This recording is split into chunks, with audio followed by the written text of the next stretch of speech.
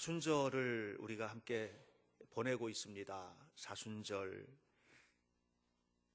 사순절은 교회가 1년을 이제 교회력이라고 하는데, 이 교회 달력에 의해서 1년을 보내게 됩니다. 네, 그 시작이 예수님께서 오시는 것을 기다리는 강림절에서 시작이 됩니다. 그리고 예수님 오신 성탄절, 그리고 예수님 오신 이후에 예수님께서 일하셨듯 우리가 함께 일하는 주현절, 이렇게 이어지는 절기입니다. 빛으로 오신 예수님을 기리는 절기이고요. 이게 끝나면 사순절이 시작이 됩니다. 사순절은 예수님의 십자가와 부활을 묵상하면서 보내는 절기인데, 이 사순절은 예수님의 부활을 기다리는 절기입니다.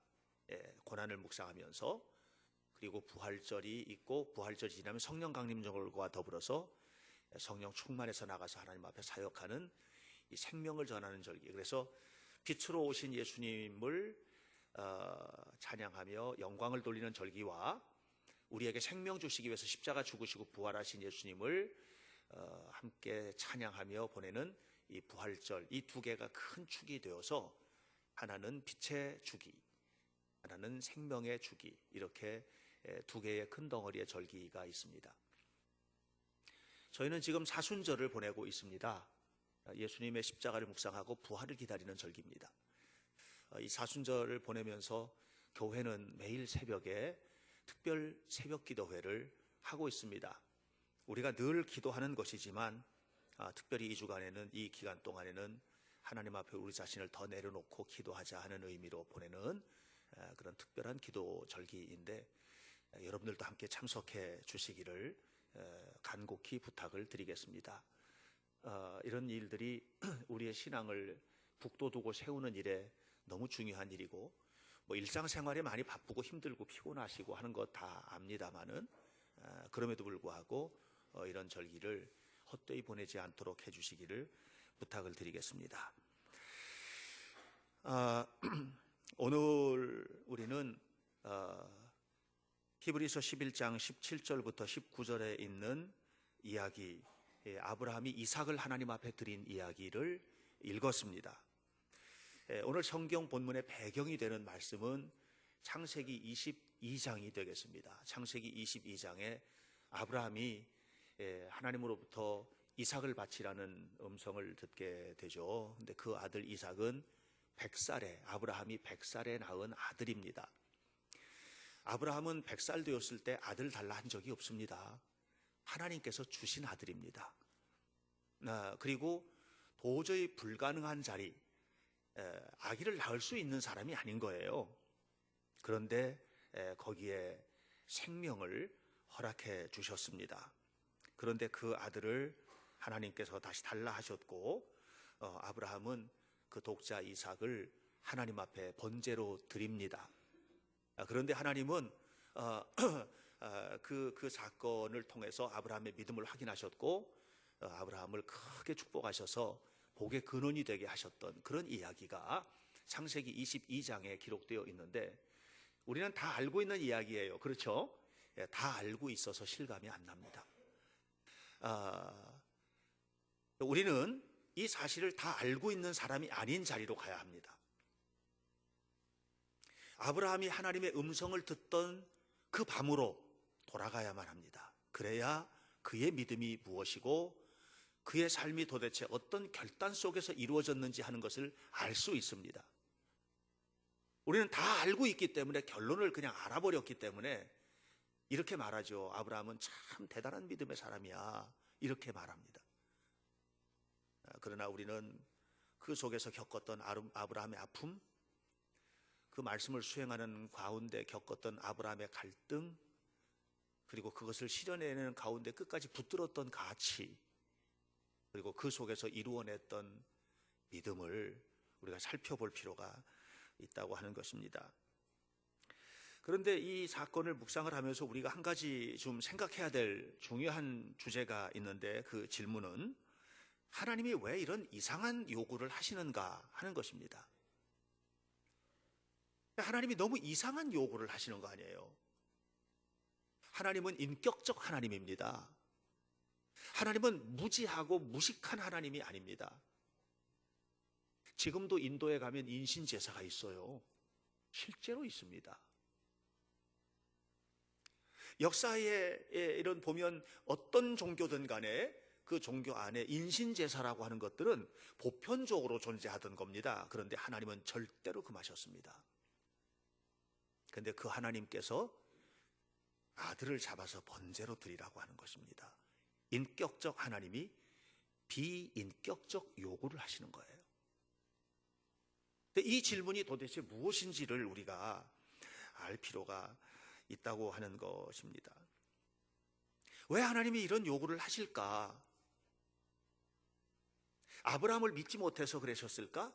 저는 아브라함을 시험하사 이렇게 나오거든요. 아브라함을 시험하셨다 이런 얘기 나오는데 좀 이따 그 부분 좀 다루겠지만, 아브라함을 하나님은 다 알지 않나? 아브라함의 마음을 꼭 이렇게 시험을 거쳐야만 하시는가? 하나님은 다 아시는데. 그래서 제가 여기에서 고민이 빠졌습니다. 그렇다면 왜 이런 얼토당토하는 요구를 하시고 이런 무서운 시험 가운데 빠지게 하시는 것인가에 대한 그런 질문입니다. 여기서 중요한 게 있습니다. 이 시험의 핵심은 하나님께 있는 게 아닙니다. 이 시험의 핵심은 아브라함에게 있습니다. 다시 말하면 아브라함으로 하여금 아브라함 자신의 믿음을 돌아보게 하는 겁니다. 하나님은 다 알고 계십니다. 아브라함이 어떤지. 근데 너도 알아야 된다는 겁니다. 내가 내 믿음의 수준이 어딘지, 내가 내 믿음의 현장이 어딘지, 내가 내 믿음의 자리가 어딘지 아셔야 해요. 하나님은 우리를 사랑하십니다. 끝까지 사랑하십니다. 무한정 사랑하십니다. 그냥 사랑만 하십니다. 너도 사랑하느냐? 너도 그렇게 하느냐? 이 부분은 다른 질문이에요. 다른 질문이에요. 여기서 우리가 아브라함의 이 외아들을 드리는 사건을 조명해 볼 수 있습니다. 너는 지금 어디 있느냐? 너는 지금 무엇을 하고 있느냐? 너의 신앙은 어떤 신앙이냐? 너는 하나님만 바라보고 있느냐? 여러분, 신앙이라는 것은요, 그냥 머릿속으로 내가 하나님 믿어요 하는 게 아니에요. 진정한 신앙이란 무엇이냐 하면 보여지는 겁니다. 안디옥 교회가, 초대교회 사도행전에 나오는 안디옥 교회가 많은 사람들에게 특별한 별명을 얻었는데, 저 사람들은 예수님을 꼭 닮은 사람들이야. 그래서 크리스찬, 그리스도인이라는 별명을 얻었습니다. 여기서부터 우리가 세상 사람들로부터 이렇게 불려지는 크리스찬이라는, 그리스도인이라는 명칭을 받게 됩니다. 이것은 자기들이 다니면서 떠들어서 얻어진 별명이 아니고 사람들이 보고 붙여진 별명입니다. 신앙은 보여지는 겁니다. 여러분들의 신앙은 여러분들이 보여주는 것입니다. 하나님께서 아브라함에게 지금 요구하시는 것은 뭐냐면 너의 신앙을 좀 보자는 겁니다. 우리의 신앙은 어떤 모습으로 보여지고 있는가? 우리의 신앙의 현주소는 어디인가? 사람은 다 무언가 보여주게 돼 있어요. 여러분들이 저를 평가하실 때도 제 안에 있는 것 가지고 평가하지 않으실 거예요. 제가 행동하는 것 가지고 평가하시겠죠. 제 조카가 우리 교회에 나오는데 아기를 낳아서 딸 이름이 라임이라고 해요. 이제 제 아내가 멍멍할미인데 우리 집에 멍멍 강아지가 있으니까 멍멍할미라고 이렇게 부릅니다. 멍멍할미가 그 아이한테 물어보는 겁니다. 교회 가면 누구 있어? 이렇게 물어보면 이 아이가 대답을 해요. 목사님. 발음이 굉장히 정확해요. 그 어린아이가. 목사님 뭐 하셔? 공부. 이 아이가 늘 교회 할머니 따라서 교회 오면 와가지고 내가 앉아서 뭐 하는 거를 늘 본 거예요. 그래서 그걸 얘기를 하는 거예요. 이 아이가요 그냥 보인 걸 말하는 거예요. 여러분, 우리의 신앙이라는 것은 보여지는 겁니다. 내 안에 어마어마한 신앙의 양을 가지고 있어도 그게 표현되는 겁니다. 하나님 앞에 표현되어야만 합니다. 여러분의 헌신, 나는 시간을 어떻게 하나님 앞에 드리고 있고, 나는 물질을 하나님 앞에 어떻게 드리고 있고, 나는 어떻게 하나님 앞에 헌신과 봉사를 하고 있고, 이게 보여지는 겁니다. 그런데 이게 단순히 그냥 교회 안에서 보여지는 것으로 멈추지를 않아요. 이것은 내 삶의 모든 부분에 영향을 끼치게 되어 있기 때문에 이 신앙의 가치는 곧 그 사람이고, 그 사람은 곧 그 사람의 삶이고, 그 사람의 미래고, 그 사람의 영광이고, 그 사람의 축복이에요. 이게 연결이 되어 있어요. 연결이. 그래서 신앙생활이 너무나 소중하다고 하는 것입니다. 오늘 성경 본문은 이렇게 시작됩니다. 아브라함은 시험 받을 때에 아브라함이 시험을 받았습니다. 시험을 당한 겁니다. 하나님께서 아브라함을 시험하셨습니다. 성경에는 이 시험에 대한 이야기가 참 많이 나옵니다. 여러분, 예수님도 공생애를 시작하실 때 40일 금식하시는 중에 마귀의 시험을 받으셨습니다.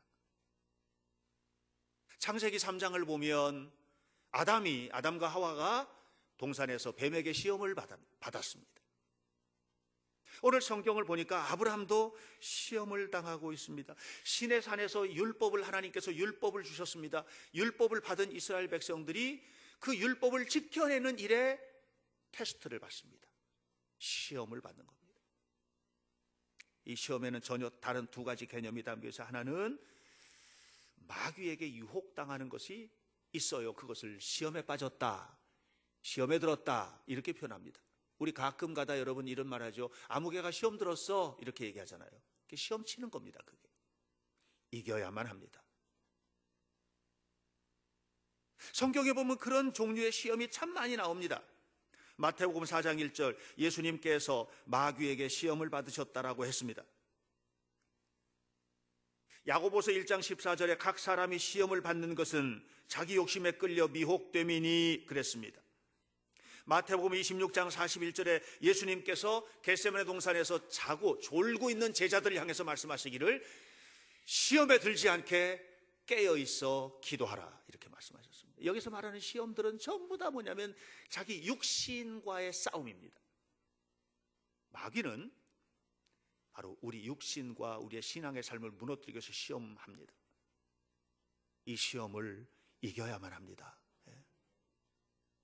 그러나 또 다른 의미의 시험이 있습니다. 그 시험은 하나님께서 우리에게 주시는 시험입니다. 오늘 성경에서 말하는 아브라함이 시험 받을 때의 이 시험은, 이 시험을 통해서 하나님은 아브라함을 든든하게 세우십니다. 왜냐하면 하나님은 알아요, 아브라함을. 그런데 아브라함 자신이 하나님 앞에 내가 어떻게 살아야 된다라고 하는 것을 확실하게 확인했던 그런 시험이었습니다. 마귀의 시험은 끄집어내려서, 땡겨내려서 빠지게 만들지만 하나님의 시험은 끌어올려서 영화롭게 합니다. 그러므로 우리는 시험을 이겨야만 합니다. 그래서 야고보서 1장 2절에 말씀했습니다. 내 형제들아, 너희가 여러 가지 시험을 당하거든 온전히 기쁘게 여기라. 여러분, 시험 당하는 거 기쁜 사람 없습니다. 시험이 어떻게 기쁠 수 있습니까? 아브라함이 네 독자 아들 이삭을 하나님 앞에 바치라 했을 때 너무 기뻤을까요? 기쁜 것이 아닙니다. 그럼 시험 당할 때 온전히 기쁘게 여기라고 하는 이 말씀은 도대체 무슨 얘기일까요? 흔들리지 말라는 겁니다. 우리가 시험을 당할 때 흔들려서는 안 됩니다. 우리의 감정이 흔들리고 우리의 몸도 마음도 삶도 흔들려도 우리의 시선의 방향은 흔들리면 안 됩니다. 주님을 바라보는 가운데 시험을 만나야 하고, 그래야 이기는 거예요. 사랑하는 성도 여러분, 우리가 살아가는 동안에 17절의 말씀처럼 아브라함이 시험을 받을 때에 믿음으로 이삭을 드렸으니 라고 말을 하는데, 이 무서운 시험, 이게 아브라함이 잘못해서 뭔가 하나님 앞에 크게 잘못해가지고 시험 든 게 아니잖아요. 우리들이 저지른 일 때문에 어려움 당하고 다 그래요. 거의 대부분의 그런 시험에 빠져 우리가. 내가 한 일, 내가 한 행동, 내가 한 말, 내가 한 태도, 내가 한 무언가 때문에 시험에 빠지고 어려움을 당하는 경우들이 훨씬 더 많아요. 아브라함이 그렇게 시험 빠진 사람이 아니잖아요. 아브라함은 어느 날 그냥 하나님께서 아들을 주시더니 어느 날 데려가겠다고, 그것도 번제로 드리라는 거예요. 번제가 뭡니까 여러분? 번제가, 여러분 번제 생각하는 거 아주 쉽게 생각할 수 있어요. 닭 잡는 거 생각하세요. 그냥 닭을 배를 가르고잖아요. 그 다음에 닭 다리를 탁탁탁 쳐가지고 벌리잖아. 이렇게 번제 할 때는 그렇게 하거든요. 짐승을 잡아서 내장 다 끄집어내고 똥까지 긁어내고, 그래요. 똥은 똥 버리는데 버리고, 내장은 내장 태우고 다 태워서 각 떠가지고 올려보내는 게 번제거든요. 아브라함이 뭘 잘못했길래 그렇게 하라는 겁니다. 그러나 여러분, 우리가 알아야 됩니다. 십자가의 군병으로 우리가 살아갈 때 우리는 육신이 연약하기 때문에 때로는 죄를 짓고 시험에 빠지기도 하고, 때로는 악한 마귀의 유혹에 빠져서 우리의 감정이 흔들려서 무너지기도 하고, 때로는 하나님께서 주시는 시험에 우리가 훈련소에 들어가기도 하는 겁니다. 우리는요, 아무런 바람도 불지 않는 무풍지대, 너무 아름다운 꽃동산, 바람 한 점 없는 너무나 맑고 쾌청한 그런 인생을 살지는 않습니다. 여기 앉아 계신 어떤 분은 온 몸이 종합병원처럼 아픈 분도 계십니다. 암 수술을 받고 그냥 허리, 관절 무너져 내리고, 한두 가지가 아닌, 우리가 그렇게 살고 있는 거예요. 그렇게 살고 있는 거예요. 이것이 오늘 우리가 살고 있는 삶의 자리입니다. 견뎌야 합니다. 이겨내시길 축원합니다. 우리가 견디고 이겨내야 되는 거예요. 그리고 견디고 이겨내야 되는데 이게 너무 힘들어서, 그러면 이걸 어떻게 견뎌낼까? 이걸 감당할 수 없는 시험을 만날 때 우리는 어떻게 해야 될까? 감당할 수 없는 시험을 만날 때, 창세기 22장에서 아브라함에게 하나님 말씀하셨습니다. 네 아들, 네 사랑하는 독자 이삭을 번제로 드려라. 이것이 하는 말씀입니다. 저는 이 말씀을 묵상하다가 어느 날 갑자기 그런 생각이 들었어요. 이 질문이 뭘까? 그래, 아브라함으로 하여금 내가 지금 정말로 하나님을 사랑하는지를 확인하는 거다. 이게 정말로, 진실로, 정말로 하나님을 사랑하고 있는지를 시험하는 거다. 예수님께서 제자들에게 너희 나 사랑하느냐 이렇게 물었을 때, 주님 사랑합니다. 내가 누구냐? 저는 살아계신 하나님의 아들이십니다. 그런데 얘들아, 내가 십자가에 죽을 거야. 절대로 안 됩니다. 제가 목숨 걸고 맡겠습니다. 이게 베드로잖아요. 베드로가 그랬어요. 그런데 예수님께서 진짜 잡혀갔을 때 베드로가 제일 먼저 앞장서 가지고 예수님은 모른다고 그랬습니다. 3번이나. 여러분, 우리가 그래요. 정말 대단하게 믿는 것 같은데 어떤 상황 딱 부딪히면 딱 하고 부러져 버리는 거예요. 이게 우리들이에요. 베드로의 모습 속에 우리 모습이 있는 거예요. 제 모습이 있는 거예요. 제 모습이. 그런데 그 예수님께서 그 베드로를 미워하셨어요? 안 미워하셨잖아요. 이게 알아야 돼요. 주님이 지금 아브라함에게 대하는 거는 하나님 편에서 아브라함의 시험이 아니에요. 아브라함 편에 대해서 자기 믿음을 바라보는 거예요. 우리가 알아야 돼요. 주님은 베드로를 미워한 적이 없어요. 나중에 갈릴리 바다에서 부활하신 예수님과 다시 만납니다. 그때 베드로에게 묻잖아요. 베드로야, 네가 이 모든 것들보다 나를 사랑하느냐? 다시 물었을 때 베드로가 염치가 없으니까 말을 못하죠. 주님께서 아십니다. 이렇게 말합니다. 다시 묻습니다. 너 정말로 나를 사랑하느냐? 아가파오스메. 너를 정말로 나를 사랑하느냐? 모든 것들보다 사랑하느냐? 베드로가 주님께서 아십니다. 내가 이 모든 것들보다 주님을 사랑하는지를 주님께서 아십니다. 네 아들, 네 독자 이삭을 나에게 번제로 드려라. 이 말은 네가 나를 사랑하느냐? 이 질문이에요. 이 질문이. 그때 베드로 예수님께서 그렇게 물었다고 생각해 봅시다. 우리가 야 아브라함아, 너 나 정말 사랑하느냐? 네 아들 네 독자 이삭보다 나를 사랑하느냐? 이렇게 물었어요. 뭐라고 대답했을 것 같아요? 아브라함이 네, 제가 주님을 너무나 사랑합니다. 당근이죠. 제가 주님을 너무 사랑합니다. 이렇게 대답했겠지, 그죠? 그 말 끝에 주님께서 이렇게 얘기하시는 거예요. 그러면 네 아들 네 독자 이삭을 나에게 바쳐라. 여기서 충격에 빠지는 겁니다. 우리가 말로는요 별별 거 다 합니다. 우리가 마음으로는요 오만 가지 것들을 다 합니다. 목숨도 바칠 수 있습니다. 재산도 다 바칠 수 있습니다. 말로 뭘 못합니까? 다 합니다. 그런데 주님이 구체적인 행동을 하라는 거예요. 너는 주님을 사랑하는 행동을 뭘로 보일래? 주님을 사랑하는 행동을 뭘로 보일 거냐 도대체? 그래, 너가 처음 교회 나올 때 주일날 힘겹게 교회 나오는 것만으로도 내가 기뻤다. 근데 이제 1년이 지나고 2년이 지나고 10년이 지났는데 지금도 그 모양이면 어떻게 하는 거냐, 이게. 이걸 묻는 겁니다. 너는 나에게 무엇을 보여주겠느냐? 아브라함은요 말로는 얼마든지 할 수 있고 얼마든지 할 수 있었어요. 그런데 이 요청 앞에는 아브라함이 무너지고 있는 겁니다. 지금. 창세기 22장 2절에서 하나님께서 네 아들 독자 이삭을 나에게 바쳐라고 했습니다. 3절 22장 3절에서 아침에 일찍이 이삭을 데리고 떠납니다. 모리아산으로.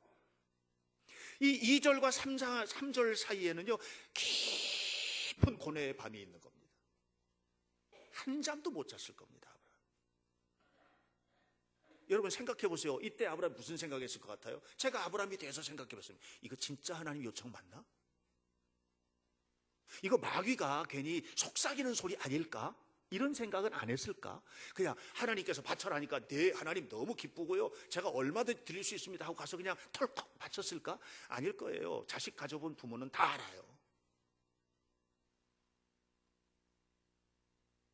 그 고통스러운 밤을 보낸 겁니다. 고통스러운 밤. 그 밤에 아브라함이 그냥 생각만 했겠습니까? 하나님 뭡니까? 하고 기도 안 했을까요?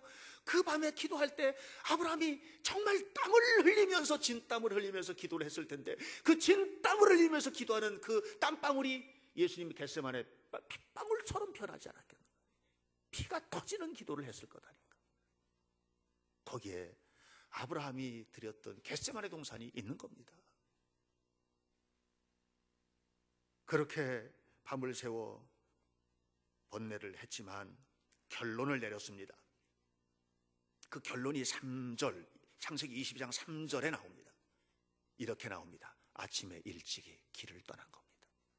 이 대답을 얻은 거죠. 대답을 못 얻었으면 길 못 떠나요. 그 대답은 무엇입니까? 내가 가지고 있는 것들이 있지만 하나님 말씀대로 하나님의 뜻이라면 순종하겠습니다. 이게 아브라함의 결론이에요. 하나님의 뜻 앞에 자신을 무너뜨려 내리는 겁니다. 예수님께서 겟세마네 동산에서 기도하실 때 뭐라고 했습니까? 하나님, 저 십자가 지고 싶지 않습니다. 그런데 내 뜻대로 하지 마시고 아버지의 뜻대로, 아버지의 원대로 되기를 원합니다 라고 기도했습니다. 거기에 아브라함의 깊은 밤이 함께 자리 잡고 있어요. 그리고 아침이 일찍이 떠났습니다. 저는 아침이 일찍이 떠난 거 잘했다 생각합니다. 그런데 그 다음에 나오는 4절에 나오는 말씀 때문에 제가 다시 한번 충격을 받게 됩니다. 창세기 22장 4절에 뭐라고 나오느냐 하면 3일 만에 모리아산에 도착한 겁니다. 하나님이 말씀하신 그 산에 3일 만에 도착한 겁니다. 사흘길을 걸은 거예요. 여러분, 이 사흘길이 뭔 줄 아십니까? 자기 자식을 데리고, 종 한 명 데리고 노새에다가 나무단 잔뜩, 번제 쓸 나무단, 칼 다 노새에다 태워 싣고, 그리고 지금 사흘길을 가는 겁니다. 이게 가면서 사흘 내내 목구멍으로 물 한 방울 안 넘어갔을 거라고 생각해요. 돌아가 버리고 싶은 생각, 아닐 거야, 별별 오만 가지 생각을 하면서 사흘길을 걸은 겁니다. 여러분, 신앙은 안방에서 편안하게 두 다리 뻗고 잠자는 그게 신앙이 아닙니다. 여러분, 진짜 신앙은 뭔 줄 아십니까? 하나님께서 내게 주신 말씀 앞에 내가 끊임없이 굴복하는 거예요. 이게 진짜 신앙이에요. 진짜 신앙. 그렇다면 이렇게 사흘길을 밤새도록 고민하고 아침에 일찍이 길을 잡아 떠나고 사흘길을 동요 없이 걸어갈 수 있었던 아브라함은 도대체 무엇 때문에 그럴 수 있었던 것인지, 어떻게 그럴 수 있었던 것인지, 그것은 하나입니다. 아브라함의 감정은 요동치고 있지만 아브라함의 마음속에는 하나님의 말씀이 분명하게 떠오른 거예요. 감정에 기대는 것이 아니고 하나님의 말씀을 붙들은 거예요. 여러분, 신앙생활은요, 내 감정대로 사는 게 아닙니다. 감정대로면 예수님이 십자가 안 갑니다. 예수님 감정이 다 표현됐잖아요. 겟세마네 동산에서 주여 나를 이거 지고 싶지 않아요. 이게 예수님 마음이에요. 그런데 주님의 뜻대로 내가 갑니다. 아브라함이 사흘길을 흔들림이 없이 걸어갔던 이유는 하나님의 약속에 대한 신뢰 때문이에요. 오늘 성경에 보세요. 18절에 아브라함이 그 길을 갔던 이유, 이미 그에게 말씀하셨다. 네 자손이라 할 자는 이삭으로 말미암아 되리라. 이거를 믿은 거예요. 이걸 믿은 거예요. 창세기 15장 5절에 하늘의 무별을 봐라. 예, 봐라. 창세기 17장 19절에 이삭을 통해서 민족을 이루리라. 이게 창세기 22장에서는 지금 시험에 들어갔고 15장, 이미 12장부터 12장, 15장, 그리고 17장, 그리고 또 18장 계속해서 나오는 얘기가 무슨 얘기냐면 이삭을 통해서 민족을 이루겠다고 하나님의 약속이에요. 하나님께서 아브라함에게 말씀하셔가지고 아브라함 원치도 않고 이스마엘 낳아가지고 잘 살고 있는데 어느 날 오시더니 너 99세지, 너 99 먹었지, 너 내년에 아기 날 거야. 그게 네 씨야. 그게 민족의 씨야. 거기를 통해서 민족이 일어날 거야. 이걸 하나님 말씀하신 거예요. 이거를 아브라함은 믿었던 겁니다. 그랬기 때문에 창세기 22장 5절에서 아브라함이 모리아산에 딱 도착했어요.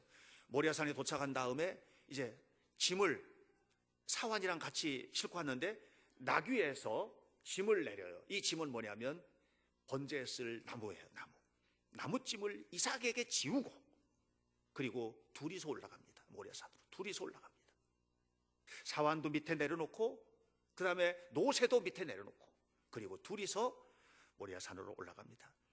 그러면서 성경은 이렇게 말합니다. 아브라함이 사환에게 이르되 너희는 나귀와 함께 여기서 기다리라. 내가 아이와 함께 저기 가서 경배하고 너희에게로 돌아오리라. 이게 개역 개정판 성경입니다. 그런데 영어 성경을 보면 NIV를 보면 조금 더 자세하게 이 상황을 설명합니다. 내가 아이와 함께 가서 경배하고 너희에게로 돌아오리라. 이렇게 얘기했는데 The boy and I will go over there. 내가 저기 가서 뭘 할 거냐면 and worship, 예배를 드리고 그리고 난 다음에 말합니다. And then we will come back to you. We will come back to you. 우리가 함께 너희에게 돌아올 거다. 그렇게 얘기해요. 아브라함이 지금 올라가면서 하나님의 약속을 믿고 가는 거예요. 하나님의 약속만 믿고 가는 거예요. 이삭을 통해서 민족을 주시겠다고, 이삭을 통해서 역사하신다고, 이삭을 통해서 복이 근원이 되게 하기. 그러면 내가 가서 번제를 드리면 내가 죽은 몸뚱이에서 저 아이를 낳게 하신 하나님께서 저 아이와 함께 뭔가 있을 거야. 다시 돌아올 거야. 이거를 믿은 거예요. We will come back to you. 가서 번제를 드렸는데 we will, 이 will라고 하는 주어가 어떻게 나와요? 나올 수가 없는 주어죠. 혼자 내려오는 거지. 어떻게 번제 드려서 끝나는 거예요. 혼자 내려 I will come back to you 그래야 돼요. 그런데 we will come back to you. We will come back to you.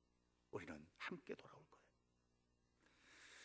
비록 아들이 불타 없어진다 하더라도 하나님 되돌려 주실 줄 믿었고 바랄 수 없는 중에도 바라는 것이 믿음인 걸 알았고 바랄 수 없는 중에 바라는 것이 내 욕심의 욕망에 의해서 구하는 것이 아니라 하나님의 약속을 딛고 일어설 때 반드시 이루어질 것을 믿었던 겁니다. 그 결과가 여호와 이레입니다. 창세기 22장 14절. 양을 이미 거기다가 두신 거예요. 양 한 마리를 이미 거기다 두신 거예요. 그 양 한 마리는 언제 발견됐느냐면 아브라함이 이삭을 데리고 모리아산 꼭대기까지 올라가서 이삭을 눕혀놓고 칼을 잡아 드리려고 할 때 그 마지막 순간에 눈이 확 열리면서 보게 된 게 양입니다. 이미 축복의 양이 거기에 준비된 거예요. 그래서 그 양을 발견한 후에 아브라함이 말했잖아요. 하나님께서 준비한 것이다. 그 속에 뭐가 준비됐어요? 복의 근원이 준비됐고, 믿음의 조상이 준비됐고, 이삭을 통해서 민족의 미래가 준비됐고, 이스라엘의 역사가 준비됐고, 세계 민족의 뛰어난 민족이 다 그 속에 준비가 된 거예요. 이 한 사건 속에. 이 한 사건이 이렇게 위대해요. 여러분, 어느 날 여러분들에게 다가오는 작은 사건, 그것이 아픔의 사건이든 기쁨의 사건이든 하나의 사건이 다가올 때 이 사건 속에는요, 단순하지가 않아요. 그리스도인인 우리가 만나는 사건들은 그 사건을 통해서 하나님의 놀라운 것들이 숨겨져 있어요. 그 속에 여호와 이레가 담겨져 있음을 믿으시기를 축원합니다. 보여달라는 거예요. 그 순간부터 아브라함의 삶에는요, 생수의 강이 흘러넘치기, 생수의 강이 보여달라는 거예요. 아브라함은요, 하나님은 아브라함을 믿었죠. 아브라함, 네 믿음을 너 스스로가 확인하라는 거예요. 이렇게 자기 믿음을 확인한 아브라함의 이후의 삶은요, 오직 주님 앞에, 이전과 전에는 막 그 전에는 흔들리기도 하고 그랬어요. 그런데 하나님 살아계신 건 너무나 분명하게 보고, 그리고 자기 믿음을 확증한 후에 그의 삶은 완전히 달라집니다. 고린도후서 1장 9절로 10절에서 이렇게 말합니다. 하나님은 어떤 하나님이냐? 그는 큰 사망에서 우리를 건지셨던 하나님, 건지시는 하나님 이후에라도 또 건지시는 하나님, 이것이 우리가 믿는 하나님이라는 거예요. 그러면서 고린도후서 1장 12절 뒷부분에 말합니다. 이것만이 우리의 자랑이니라. 이게 우리의 자랑이에요. 우리를 건지신 하나님, 우리를 지금 건지신 하나님은 앞으로도 영원토록 우리를 건지실 그 하나님만이 우리의 자랑이라고 이렇게 이야기를 했습니다. 그러므로 사랑하는 여러분, 우리가 사는 인생은 무풍지대가 아닙니다. 아무 일도 없이 그냥 이렇게 너무나 좋은 일, 평안한 일, 행복한 일만 있는 그런 인생을 살아가는 것이 아닙니다. 우리의 인생은 수없이 많은 일들을 만납니다. 절대로 경험하고 싶지 않은 일도 만날 수 있습니다. 그러나 여러분, 우리는 하나님의 약속을 믿는 사람들입니다. 하나님의 약속, 우리를 통해서 이루시길 원하셨던 하나님의 약속, 그 약속을 바라보며 흔들림이 없이 살아가시기를 축복합니다. 말틴 하이데거는 말했습니다. 인간은 필연적으로 죽는 존재다, 이렇게 말했어요. 필연적으로 죽음을 향하여 걸어가는 존재. 이것이 유명한 독일의 철학자 말틴 하이데거가 했어요. 파스칼이 이렇게 말했습니다. 인생이라는 연극은 아무리 즐거운 내용을 담고 있다 할지라도 그 마지막 장면은 운명적으로 비극적이다. 인생이라는 연극이 아무리 아름다운 장면을 담고 있어도, 너무나 아름다운 장면을 담고 있어도 운명적으로 비극적으로 끝난다는 거예요. 그 운명적 비극의 자리에서 한 줌의 흙이 내 머리에 던져진다 그랬어요. 한 줌의 흙이 내 머리에 던져지는 것으로 끝나는 겁니다. 이것이 공부 많이 했다는 사람들이 본 세상이에요. 인간이에요. 그런데 사도 바울은 고린도전서 15장에서 말했습니다. 죽음아, 너의 쏘는 것이 무엇이냐? 죽음이 어디 있느냐? 그리스도 예수 안에 사는 우리들에게는 하나님의 생명의 능력이 영원까지 임하게 되는 것이다. 우리는 운명적으로 죽는 존재가 아니라 그리스도 안에서 살아가는 존재라고, 이것을 얘기를 하셨던 겁니다. 사랑하는 여러분, 사순절입니다. 주님은 우리를 너무 사랑하십니다. 여러분, 무서운 죄인까지 사랑하십니다. 여러분, 주님은요, 사랑하지 않는 사람이 하나도 없습니다. 이제 우리에게 물으십니다. 네가 나를 사랑하느냐? 오늘 아브라함이 받았던 이 무서운 시험 속에 담겨져 있는 핵심, 너는 나를 사랑하느냐? 이것을 물으십니다. 이 질문 앞에 이삭을 드릴 수 있어야만 합니다. 외아들을 번제로 드리는 믿음, 이 믿음을 통해서 여러분의 믿음이 증명되고, 그리고 여러분 여기 앉아있는 우리 모두가 다, 저와 여러분 우리 모두가 다 복의 근원으로, 믿음의 조상으로 아름답게 세워지기를 주의 이름으로 간절히 축원합니다. 기도하겠습니다. 살아계신 하나님 아버지, 우리의 생명을 주관하시는 주님의 은혜를 감사하며 찬양합니다. 날마다 내 숨쉬는 모든 순간마다 우리를 사랑하시고 또 사랑하시고 너무나 사랑하시는 주님, 그 주님 앞에 우리 자신을 드리며 하나님께 헌신한 저희들이 되게 하옵소서. 이 아침에 하나님 사순절 세 번째 주일을 맞이하면서 하나님 앞에 우리가 드리는 예배, 우리의 모든 예배를 주님께서 기쁘게 받아주시고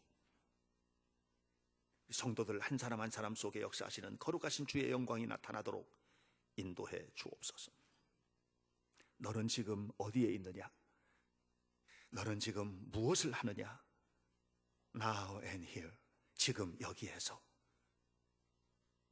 이 소중한 질문을 하나님 앞에 받은 우리가 살아계신 하나님, 정말로 하나님이 살아계시다면 우리는 그렇게 살 수가 없습니다. 살아계신 하나님 앞에서 살아가는 저희들 되게 도와주시고 이를 통해 하나님께 영광만 돌리며 우리의 삶에는 생수의 강이 흘러넘치게 하옵소서. 예수님 이름으로 기도하옵나이다. 아멘.